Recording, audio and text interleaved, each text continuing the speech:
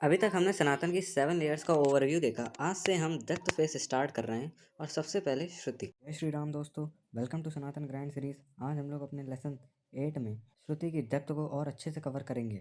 श्रुति का अगर मतलब हम लोग समझे तो श्रुति का मतलब होता है जो सुना गया, लिखा नहीं गया है।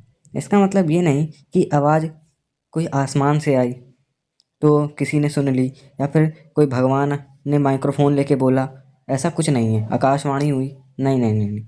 असली मतलब इसका ये है कि ऋषियों ने डीप ऑब्जर्वेशन और डीप मेडिटेशन और सालों की तपस्या के थ्रू कुछ ट्रुथ्स को एक्सपीरियंस किया। कुछ ऐसे ऐसे साउंड सुने, कुछ ऐसी फ्रिक्वेंसी के साउंड सुने जिससे हमें ये श्रुति लेयर मिली। अभी मैं और अच्छे से क्लियर करता हूँ। जैसे ग्रेविटी न्यूटन से पहले भी थी, लेकिन न्यूटन ने सिर्फ उसे डिस्कवरी करी, उसको रियलाइज़ कराया लोगों को। वैसे ही श्रुति का ज्ञान पहले से ही एग्जिस्ट करता था, ऋषियों ने उसको डिस्कवर करा, इन्वेंट नहीं। डिस्कवरी और इन्वेंशन में डिफरेंस होता।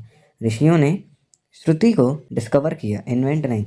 अब क्वेश्चन उठता है, ये लिखा किसने? सच तो ये है कि वेद किसी एक इंसान ने लिखे ही नहीं। हाँ, इसलिए कोई ऑथर नेम इसका मिलता ही नहीं, क्योंकि लिखने से पहले बोलना और सुनना प्राइमरी होता था। साउंड को ज़्यादा इम्पोर्टेंट माना गया। श्रुति कोई टेक्स्ट नहीं, ये एक्सपीरियंस का ट्रांसमिशन है। और क्योंकि ये आपके सिर्फ और सिर्फ सुनाए गए, बोला नहीं गया, तो अब इसका क्या रीज़न रहा कि लोगों ने इस चीज़ को लिखा नहीं, जो चीज़ को उन्होंने सुना। लोग से मेरा कहना मतलब है ऋषियों ने, तो उन्होंने क्यों इसको नहीं लिखा? उन्होंने सिर्फ इसे सुन के एक्सपीरियंस करो और वो जनरेशन टू जनरेशन ट्रांसफ़र करते गए एग्जैक्ट सेम वर्ड्स। तो अब ध्यान से समझो, मेनली होता क्या था। उसमें आपके मंत्र होते थे, ठीक है। और मंत्र 3 चीज़ों से मिलकर बना होता है, स्पेसिफिक साउंड, स्पेसिफिक रिदम और सबसे मेन पार्ट प्रोनाउंसिएशन। हाँ, अगर साउंड में इनमें से कोई भी चीज़, अगर आपके मंत्र में इनमें से कोई भी चीज़ गड़बड़ा जाती है तो फिर वो मंत्र का इम्पैक्ट ही नहीं रहता। इवन अगर एक अक्षर भी गलत हो गया या थोड़ी सी भी टोन बदल गई तो मीनिंग उसका चेंज हो जाता है, और मीनिंग चेंज हो गया तो इफ़ेक्ट भी चेंज हो जाता है, और कभी कभी तो इम्पैक्ट भी नहीं कुछ पड़ता, इम्पैक्ट 0।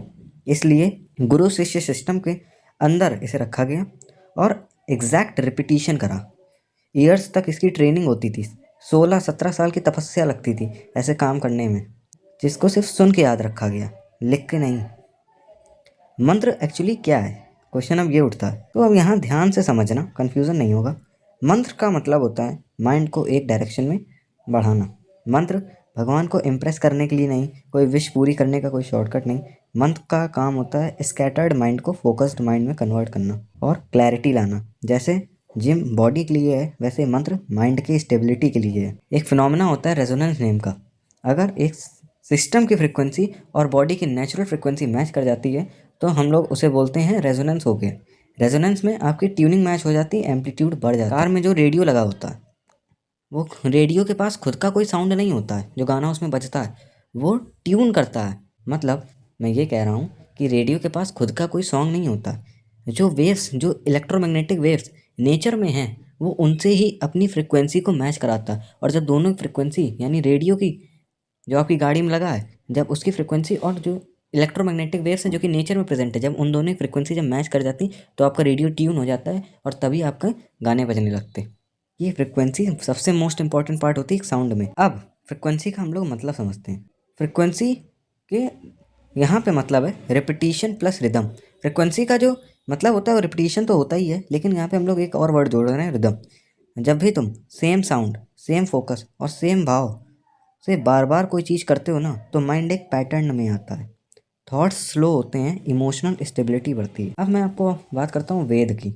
श्रुति का जो मेन आता है टेक्स्ट, वो वेद है, क्योंकि जो वेद है वो श्रुति का ही पार्ट है। तो टोटल 4 वेद होते हैं, सबको पता है, ऋग्वेद, यजुर्वेद, सामवेद, अथर्ववेद। ऋग्वेद की बात करूँ तो ये क्या बताता है, नेचर प्लस एग्जिस्टेंस। ये सब क्या है, क्यों है, यूनिवर्स कैसे क्रिएट हुआ, यूनिवर्स कैसे बना, किसने बनाया, ये सारी चीज़ें आपके ऋग्वेद में। सेकंड आता है यजुर्वेद, यानी एक्शन और डिसिप्लिन, कैसे जीना है, कैसे कोई काम करना है, क्या, कब, कैसे, क्यों, कितनी देर पढ़ाई करनी है, कितनी देर खेलना है, ये सारी चीज़ें यजुर्वेद में हैं। थर्ड आता सामवेद, आपके साउंड और म्यूज़िक और हाइम्स, रिदम्स, ये सारी चीज़ें सामवेद में लिखी गई हैं। और इवन मैं इसका एक एग्जांपल दूं तो जो तानसेन थे, जो कि अपनी राग मलार से बारिश तक करवाने की कैपेबिलिटी रखते थे, ये फेमस म्यूजिशियन थे तानसेन, आप लोग उनके बारे में गूगल भी कर सकते हैं। उन्होंने सामवेद को ही पढ़ा था, तब वो ऐसा करवा पाते थे। फोर्थ आता है अथर्ववेद, जो कि आपकी डेली लाइफ प्रॉब्लम्स यानी fear, illness, mental issues, anxiety, ना किसी चीज़ का ट्रॉमा, स्ट्रेस, ये सारी चीज़ों को अथर्ववेद आपका डील करता है।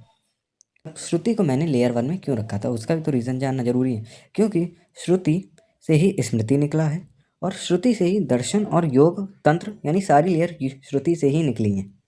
श्रुति अगर आपको नहीं समझ आया तो सनातन सिर्फ रिचुअल्स बन जाता है, सिर्फ और सिर्फ रस्म और रीति रिवाजों तक ही सनातन धर्म पर सीमित है, अगर श्रुति आपको नहीं समझ आए। आज हमने श्रुति को बुक नहीं, एक साउंड सिस्टम के रूप में देखा, ठीक है ना। अगले वीडियो में हम लोग ऋग्वेद की कॉन्सेप्ट स्टेप बाय स्टेप बिना हाइप करें और हम लोग ऋग्वेद के कॉन्सेप्ट्स को जानेंगे और अच्छे से। तो आज के लिए इतना ही। जय सनातन। वीडियो को लाइक और सब्सक्राइब करें और नेक्स्ट वीडियो के लिए stay updated, stay tuned. Thank you.